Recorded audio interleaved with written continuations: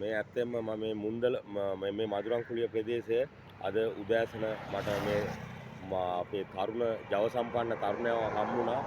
මේ වගේ තරුණයෝ තමයි මේ ශ්‍රී ලංකාව වැනි මුතු ඇට කියන මේ ශ්‍රී ලංකාවට අවශ්‍ය. මොහුගේ අරමුණ ඇවිල්ලා හරිම අහිංසක නිහතමානී අරමුණක්. මොහු ලංකාවට සංචාරය කරන තරුණයෙක්. අනිත් ලංකාවේ සිටින මත්ද්‍රව්‍ය වලට ඇබ්බැහි වෙලා ඉන්න විවිධ අපරාධ වලට සම්බන්ධ වෙලා ඉන්න අයට මේක ලොකු ආදර්ශයක්. මොහු ඇත්තෙන්ම අපේ රටට සම්පතක්.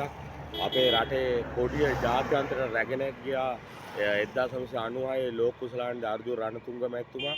ඒ වගේ ඒ තත්වයටම පත් වේවා කියලා මම මගේ සහෝදරයාට සුබ පතනවා. මේ සහෝදරයා ඇත්තම නිහතමානී හොඳ හදවතක් තියෙන පුද්ගලයෙක් කියලා මම කතා කරද්දි මට තේරුණා. මම මොහුට සුබ පතනවා.